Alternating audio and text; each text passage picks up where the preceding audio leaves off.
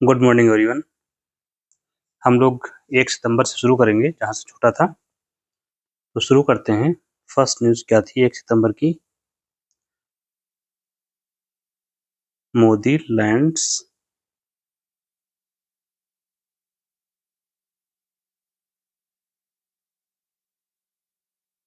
In China. इसको हम complete कर देते हैं क्योंकि मोदी जी वापस आ चुके हैं टॉपिक से। जो टॉपिक था एससीओ की विजिट पर गए थे तो वापस आ गए हैं। ये इंटायर टॉपिक आज की डेट तक हम कंप्लीट कर लेते हैं। तो प्रधानमंत्री हमारे देश के कौन है? मोदी। ये जापान गए थे, जापान से ये गए थे चीन। चीन में क्यों गए थे? क्योंकि वहाँ पर एससीओ की बैठक होनी थी। इसी में भाग लेने के लिए गए थे। और एससीओ की बैठक कहाँ हुई? शहर का नाम है तियानजिन। याद रखेंगे, पूछा ही जाता है तो याद ही रखेंगे। तो एससीओ के बारे में हम चर्चा कर लेते हैं। क्या है ये? एससीओ की स्थापना के बारे में बेसिक चीजें हमें पता हो कम से कम। तो इसकी जो शुरुआत हुई थी, एससीओ की शुरुआत संघाई 5 के रूप में हुई। कब हुई संघाई 5 की शुरुआत? 5 में 1 जोड़िए 6, लास्ट का डिजिट हो गया 6, 1996 में। कितने देश थे? 5 का मतलब ये 5 देशों का समूह था उस समय, या 5 देशों का संगठन। पर्पज उस समय था जो बॉर्डर डिस्प्यूट्स थे चीन के साथ या अन्य देशों के साथ, जो बॉर्डर डिस्प्यूट्स सीमा विवाद को सुलझाने का एक मेन रीजन था। सीमा विवाद सुलझाना एक उद्देश्य था मेन। तो अब ये संगठन जब आगे बढ़ता है संघाई 5, तो 2001 में इसमें शामिल होता है उज्बेकिस्तान। उज्बेकिस्तान सदस्य बना और इसी के साथ इसका नाम कर दिया गया 2001 में ही एससीओ। तो एससीओ का गठन हुआ कब? 2001 में। एससीओ क्या है? संघाई सहयोग संगठन। ठीक है। तो मेंबरशिप कितनी है इस समय? मेंबरशिप हो गई है 10। शुरुआत में कितनी थी? 5। 5 में 1 जुड़ा उज्बेकिस्तान, तो 6 हो गए थे। सबके नाम एक करके लिख लेते हैं। तो पहली शुरुआत होगी रूस से, दूसरा उस समय था चीन, फिर कजाकिस्तान। कजाकिस्तान मतलब कजाकों की भूमि, कजाक वहाँ एक समुदाय है। किर्गिस्तान, किर्गिस्तान का मतलब आपसे पूछा जाता है, कभी कभी याद होगा, खिरगिज कहाँ पाए जाते हैं? तो किर्गिस्तान खिरगिज से ही निकला हुआ है, खिरगिज लोगों का स्थान है। तो कजाकिस्तान, किर्गिस्तान और तजाकिस्तान।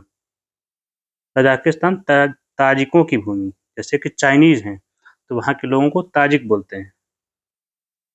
और फिर है उज्बेकिस्तान।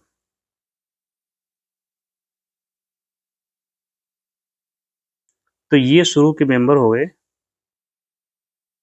ये था संघाई 5। फिर अब उज्बेकिस्तान शामिल हो गया, 6वां देश। फिर 7वां देश भारत शामिल हुआ। भारत के साथ ही शामिल किया गया पाकिस्तान को। पाकिस्तान पाकिस्तान पवित्र भूमि। इसके बाद आपका ईरान और बेलारूस, ये इसके सदस्य देश हो गए। याद रखेंगे, पूछा जाता है। ठीक है। तो 2001 में इसकी जो बैठक भी हुई थी तो संघाई में ही हुई थी। अभी इसकी जो बैठक हुई कहाँ हुई? 2025 की बैठक कहाँ हुई? तियानजिन में। तियानजिन क्या है? ये शहर है।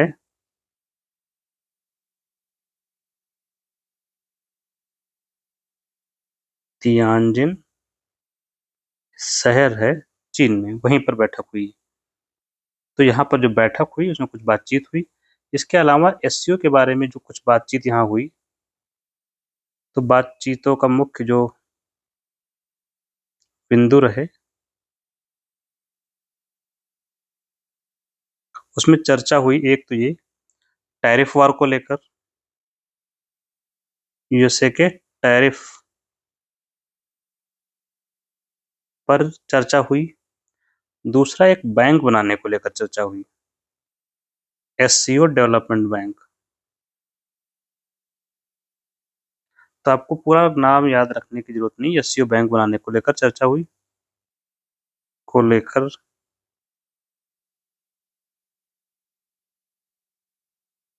ये वैसा ही है जैसे ब्रिक्स का बैंक बनाया गया था, न्यू डेवलपमेंट बैंक एनडीबी, वैसे ही एससीओ का है।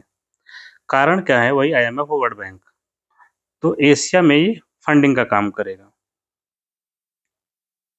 इसके अलावा इसमें पहलगाम हमले को शामिल किया गया, मतलब पहलगाम जो हमला हुआ उसकी निंदा की गई। प्लस अफगानिस्तान मुद्दे के बारे में कुछ बातें हुई कि वहां पर स्थिरता के बारे में और लोकतंत्र की बहाली।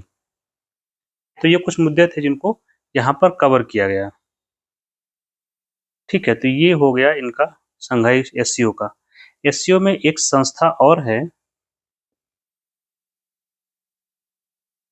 प्लस आतंकवाद पर भी चर्चा हुई। तो इसके लिए एक संस्था है रैट्स, याद रखेंगे, हो सकता है रीजनल एंटी टेररिज्म स्ट्रक्चर। तो ये क्षेत्रीय स्तर पर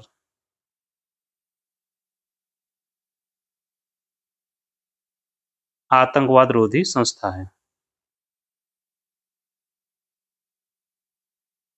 मतलब ये कि एससीओ आतंकवाद को रोकने के लिए काम कर रहा है और उसने एक संगठन बनाया है जिसका नाम है रैट्स।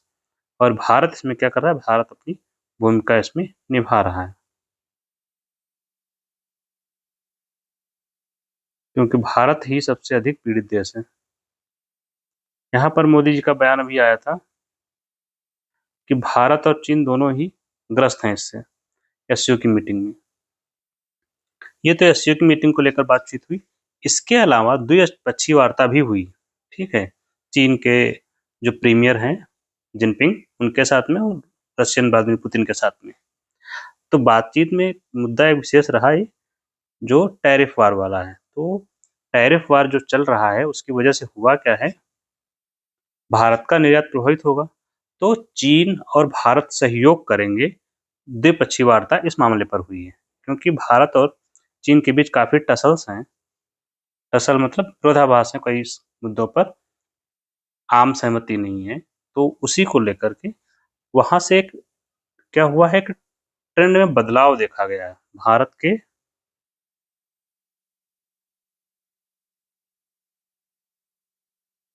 भारत की स्थिति में, भारत की नीति में बदलाव चीन को लेकर। क्यों? क्योंकि अभी बात ये हुई है कि जो व्यापारिक मुद्दे हैं, व्यापार है, सामाजिक संस्कृति, मुख्य रूप से व्यापार और आर्थिक जो संबंध है, इनको बहाल करने की बात की जा रही है। को बहाल करेंगे और जो हमारा सीमा विवाद है उसको निपटारा करेंगे। सीमा विवाद का हल कैसे निकालेंगे?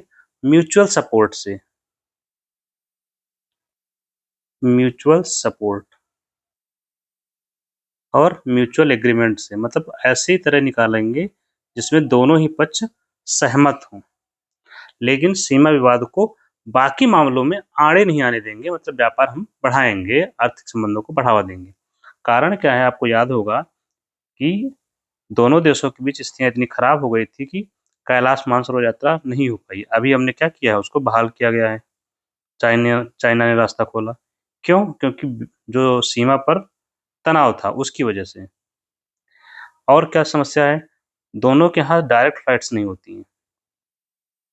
डायरेक्ट फ्लाइट नहीं है, मतलब फ्लाइट का मतलब जो वायु से, आप लोग समझ गए होंगे मैं कहना क्या चाह रहा हूँ। एयरक्राफ्ट से जो आते जाते हैं, मतलब जो हमारी फ्लाइट्स हैं वो सीधे नहीं जाती हैं, प्लस वीजा इश्यूज हैं, तो वीजा फैसिलिटी को शुरू करने की बात हुई है। ठीक है, डायरेक्ट फ्लाइट, वीजा फैसिलिटी, तो ये सब क्या है, ये इन चीज़ों को बोलते हैं पीपल टू पीपल कांटेक्ट बढ़ाया जाएगा। जब पीपल टू पीपल कांटेक्ट, इसको लोगों के बीच संपर्क जब बढ़ता है तो देशों के बीच क्या होते हैं, विश्वास बहाल होता है, संबंध मजबूत होते हैं, तो विश्वास बहाल करेंगे। तो इस तरह से प्लस निवेश वगैरह को लेकर भी बातचीत हुई है, दोनों के व्यापार को शुरू किया जाए। तो धीरे धीरे बातें चल रही हैं। ये हो गया आपका इंटायरली जो इशू था उसका, एससीओ का। ठीक है, नेक्स्ट क्या है, mini cloud burst on rise. ये रिपोर्ट है आईएमडी की।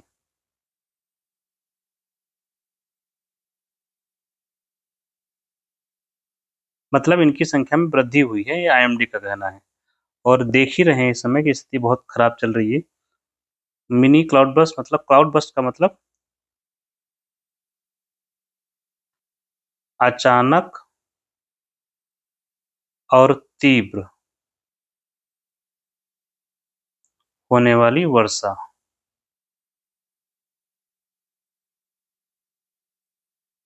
कहाँ होती है ऐसी वर्षा? पर्वतीय क्षेत्रों में, विशेष रूप से पर्वतीय क्षेत्रों में।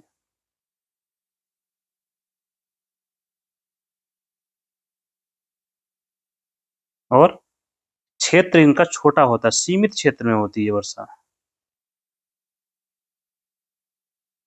ऐसा नहीं विस्तृत क्षेत्र होता है, सीमित क्षेत्र में। तो आईएमडी ने कहा है कि इनके क्लाउड बस्ट, जो मिनी क्लाउड बस्ट होते हैं, वो उनकी संख्या में वृद्धि हुई है।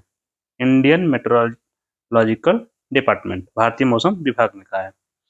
इसके बारे में हम लोग काफी चर्चा कर चुके हैं। यहाँ हमें याद करने लायक कुछ बातें और भी हैं, जैसे कि जे.एंड.के प्रभावित क्षेत्र कौन कौन सा है, आपका हिमाचल प्रदेश जो पर्वतीय क्षेत्र है, उत्तराखंड, ये सबसे अधिक प्रभावित क्षेत्र हैं। इसमें एक और नाम जोड़ेंगे तो पीबी जोड़ सकते हैं, पंजाब का। लेकिन पंजाब बाढ़ प्रभावित क्षेत्र है, इसमें सबसे अधिक बाढ़ में पंजाब हो गया, आपका बिहार हो गया। इस बाढ़ से जो नुकसान हो रही है, और यूपी भी काफी हद तक प्रभावित है ही।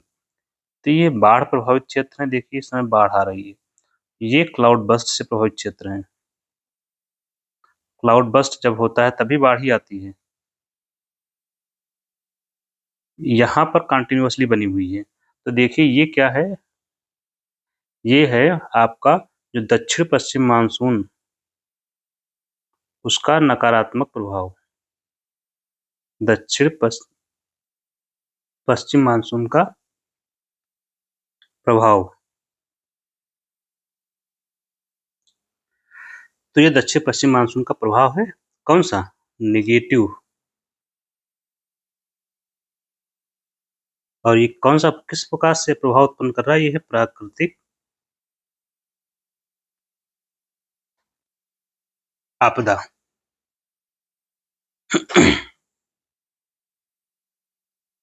नेक्स्ट क्या है,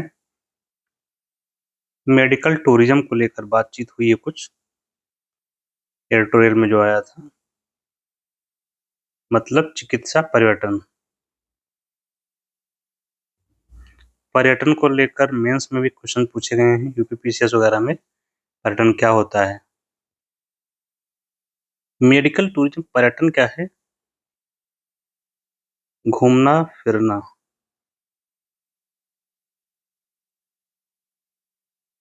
किस लिए? एंटरटेनमेंट, मनोरंजन, या या फिर कह सकते हैं कुछ जो रिक्रिएशंस एक्टिविटी होती हैं, ये होता है एक बेसिक सेंस। यहाँ मेडिकल टूरिज्म से जो तात्पर्य है, चिकित्सा से जुड़ा हुआ, मतलब ये भारत में मेडिकल टूरिज्म बढ़ा है, चिकित्सा पर्यटन बढ़ा है, अर्थात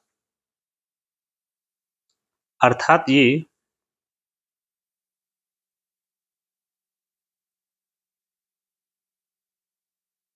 बाहर से लोग, विदेशों से लोग भारत आ रहे हैं।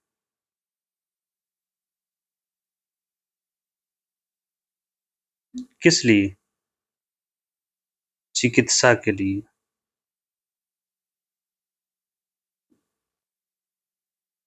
चिकित्सा के लिए मतलब इलाज के लिए।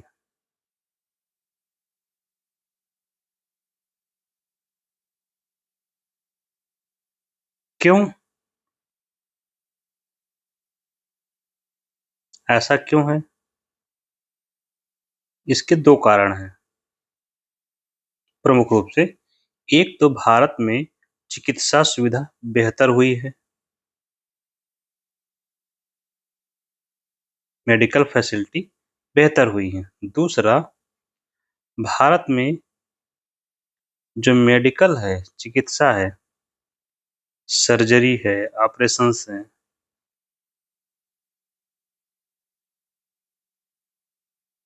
इनका जो रेट है वो क्या है? कम है। तो चिकित्सा क्या है? सस्ती है। लेकिन किसकी तुलना में? जो विकसित देशों की तुलना में सस्ती है, विकसित देशों की तुलना में।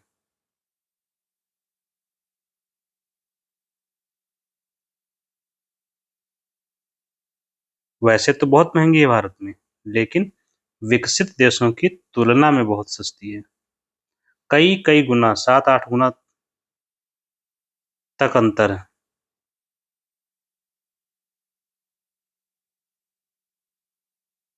तो बी- तो वहाँ जहाँ लोग रह रहे हैं, जैसे अमेरिका में, तो वहाँ से सस्ता पड़ता है, तो वो लोग भारत आते हैं, अपना इलाज कराते हैं और वापस जाते हैं। तो ये रीजन है, हमारे यहाँ सस्ती है, वहाँ बहुत महंगी है, इसलिए ये भारत में बढ़ रहा है। नेक्स्ट क्या है? Decoding crypto. हम लोग क्रिप्टो करेंसी के बारे में चर्चा कर ही चुके हैं, तो आगे बढ़ते हैं फिलहाल।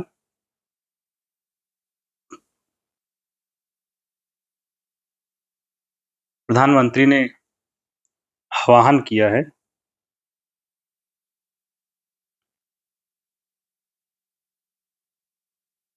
दो चीजों का। एक तो कहा स्वदेशी अपनाओ,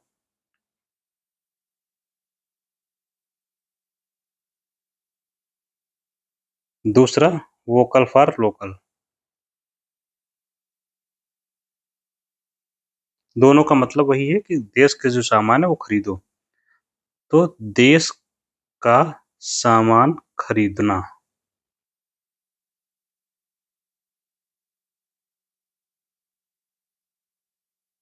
प्रोत्साहन देने की बात की है। कारण क्या है? इस समय देखिए फेस्टिवल सीजन आने वाला अपने यहाँ, और फेस्टिवल में खरीदारी बहुत होती है। जैसे अभी नवरात्रि आ रहा है, दिवाली, दशहरा, धनतेरस, अर्थव्यवस्था के में इनका बहुत बड़ा योगदान है। और इस दौरान क्या होती है? खरीदारी बहुत की जाती है भारत में। तो अगर ये खरीदारी उन चीज़ों की जाए जो हमारे घर में बनी है, स्वदेशी हैं, तो इससे क्या होगा? देश की जो अर्थव्यवस्था है उसको बल मिलेगा। देश की अर्थव्यवस्था मजबूत होगी। कैसे? ये तो आप लोग तो समझ गए होंगे। जब खरीदारी ये करेंगे स्वदेशी चीज़ों की, तो उत्पादन देश में हुआ था, उत्पादन बढ़ेगा, रोज़गार किसको मिला था? हमारे लोगों को मिलेगा। तो यही तो चाहिए, रोज़गार मिलेगा तो उनकी आय बढ़ेगी और जिसकी आय आई वो वही सामान खरीदे। हो गया चक्र। और ये इस समय जो नारा दिया गया है उसका एक विशेष पर्पज़ है। क्या? अमेरिकी यूएसए द्वारा 50% टैरिफ। आप देखिए यहाँ पर अगर टैरिफ लगा दिया 50% का टैरिफ, तो इसका मतलब क्या होगा? भारत की वस्तुओं का बाजार सिकुड़ जाएगा। भारतीय वस्तुएं यूएसए में क्या होंगी? कम बिकेंगी।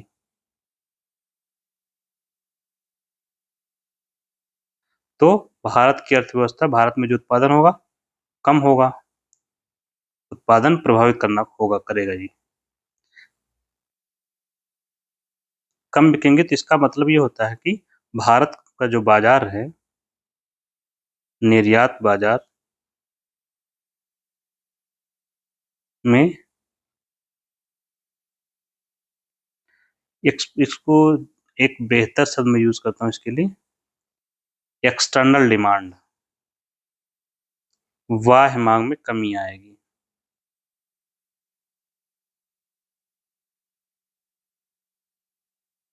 जो वस्तुएं जा रही थी विदेशी बाजारों में, तो वो डिमांड होती है बाह्य मांग या एक्सटर्नल डिमांड या फॉरेन डिमांड, उसमें कमी आएगी। तो कमी, ये जो मांग में कमी आई है इसकी पूर्ति हम लोग यहाँ से कर सकते हैं।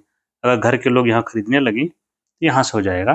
तो हम थोड़ा सा जो प्रभाव पड़ने वाला है इसका, उसको हम कम कर पाएंगे।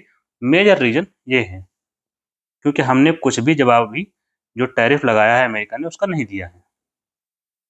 तो ये उसी को काउंटर करने का एक प्रयास है, वोकल फॉर लोकल। ठीक। नेक्स्ट है Ramon Magsaysay award.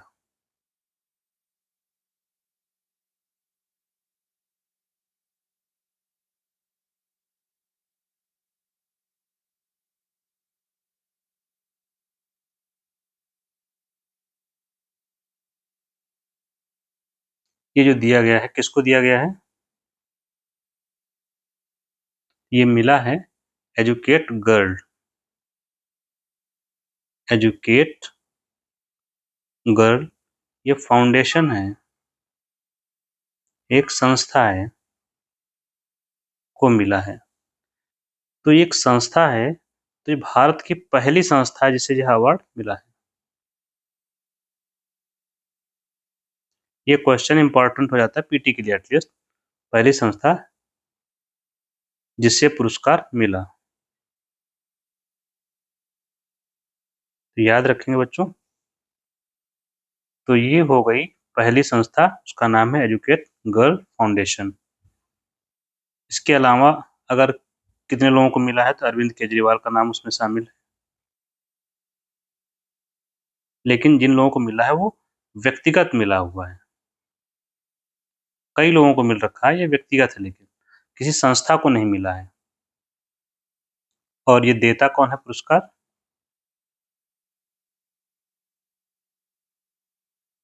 Award Ramon Magsaysay foundation द्वारा दिया जाता है।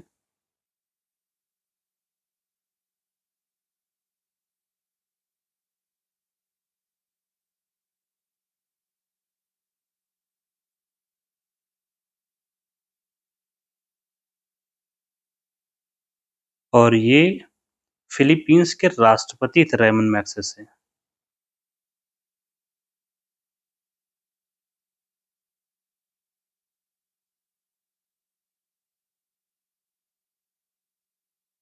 फिलीपींस के राष्ट्रपति के नाम पर है ये, जो 1957 के आसपास से दिया जा रहा है। 1957 से शायद घोषणा हुई थी, तभी से दिया जा रहा है ये अवार्ड। और ये जो संस्था है एजुकेट गर्ल, काम क्या करती है? तो एजुकेट गर्ल से ही पता चल रहा है कि लड़कियों को शिक्षा प्रदान करने का काम करती है, लड़कियों को शिक्षा देती है। इसका मतलब क्या हुआ, जेंडर इनइक्वालिटी में मदद करती है, जेंडर इनइक्वालिटी को कम करना या जेंडर इक्वालिटी को प्रमोट करना, लिंग समानता को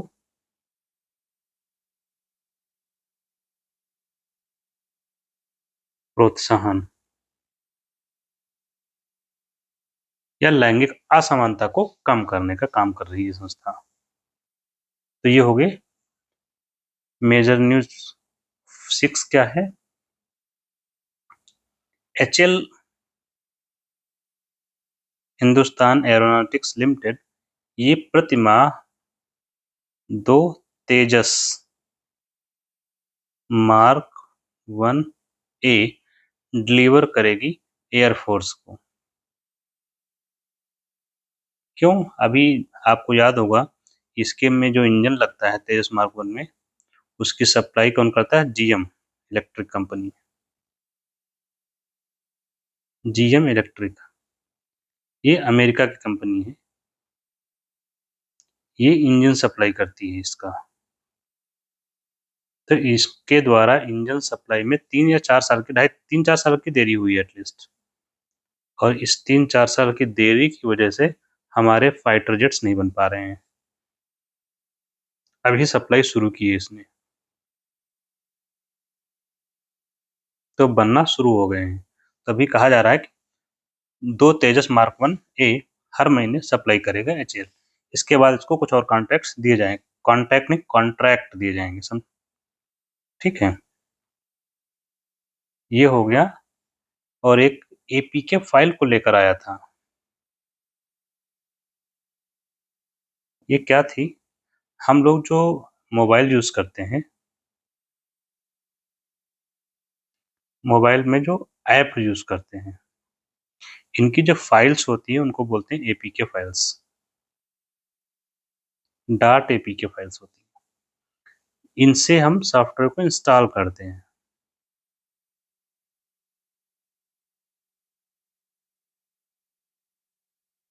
ठीक है, तो जो ये धोखेबाज होते हैं, धोखाधड़ी करते हैं, साइबर क्राइम करते हैं, वो लोग क्या करते हैं, पहले कस्टमर को, जैसे ये कस्टमर है मान लीजिए, तो ये फोन करके इसके बारे में धमकाते हैं कि भाई आपका अकाउंट बंद कर दिया जाएगा, KYC करवाइए। तो ये डर जाते हैं, फिर ये पूछते हैं कि प्रोसेस क्या है। जब ये प्रोसेस पूछते हैं तो ये एक लिंक भेजते हैं। क्या भेजता है, मान लीजिए कि ये है साइबर फ्रॉडी, ठीक है, छोटू सा। तो ये क्या करेगा, ये लिंक भेजेगा इनको, इनको मान लीजिए A और इनको मान लीजिए B। ये इन मोबाइल पर लिंक भेजेगा, और लिंक होगा किसका, इसी APK फाइल का, और ये लिंक होगा डाउनलोड करवाएगा ऐप को, और ऐप इंस्टॉल करवा देगा मोबाइल पर। ऐप इंस्टॉल हो गया, सारा वेरिफिकेशन करवा दिया उसने। अब बोलेगा आपका वेरिफिकेशन हो गया है, लेकिन जैसे ऐप इंस्टॉल होता है मोबाइल में, इस मोबाइल की जो सूचना है, ईच एंड एवरीथिंग, मोबाइल का डेटा शेयर होने लगता है। मोबाइल से जो सूचना है, मोबाइल से डेटा चोरी होना शुरू हो जाता है।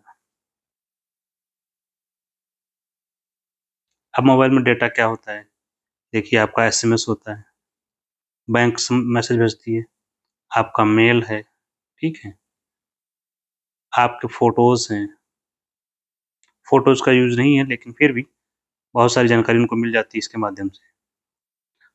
इसके अलावा आपके जब SMS और मेल मिल गया तो अकाउंट डिटेल्स मिल जाएंगे इनको, ठीक है। प्लस ये बाहर से भी मैनेज करते हैं, SMS से OTP आता है आपका, मेल पर OTP आता है, ठीक है। जैसे ही अब इनको इतनी डिटेल्स मिल गई, हो सकता है आपके इनके जो कस्टमर आईडी है वो मिल जाए, जो बैंक की आईडी होती है। तो आपका जो अकाउंट है, अब वो बैंक का जो अकाउंट है उसको हैक करेंगे इसके माध्यम से। वेबसाइट पर जाएंगे, फॉरगॉट पासवर्ड डाला कि हम पासवर्ड याद नहीं है, आपसे मिल गया तो बहुत अच्छी बात है। तो इसका ओटीपी आएगा, ओटीपी इनको पहले से मिल जाएगा क्योंकि आपका मोबाइल जो है पूरा डेटा शेयर कर रहा है उनके सर्वर पे, ठीक है? जैसे ही इनको ओटीपी मिलेगा, पासवर्ड आपका चेंज करेंगे और आपको पता नहीं चलेगा क्योंकि ये एसएमएस तक एक्सेस है, ब्लॉक कर देंगे चीज़ें, आपको उसका जो इन्फो मिल रहा है वो नहीं मिल पाएगी। और पासवर्ड चेंज, अकाउंट से पैसा ट्रांसफ़र, जब तक आपको जानकारी होगी 2-4 दिन में, तब तक पैसा कई अकाउंट से पैसा अकाउंट में जाएगा, जैसे किसी फेक अकाउंट में भेज दिया XYZ, तो ऐसे अकाउंट क्या बोलते हैं? म्यूल अकाउंट, गधे खच्चर अकाउंट जैसे नहीं होता है, किसी को पता ही नहीं है क्या है इसमें, बस उनको पता ही नहीं पैसा आ रहा है नहीं आ रहा है, उनके अकाउंट में आया उन्होंने निकाल लिया। यहाँ से क्या होता है कई अकाउंट में भेजते हैं, फिर यहाँ से जाता है ये क्रिप्टो करेंसी खरीद लिया, तो क्रिप्टो वगैरह खरीद लिया तो यहाँ पर जाँच करना मुश्किल हो जाता है। इस तरह से साइबर फ्रॉड पूरा ये एपीके फाइल का होता है। तो ये आपने समझ लिया, इसी के साथ खत्म करते हैं हम लोग। Thank you.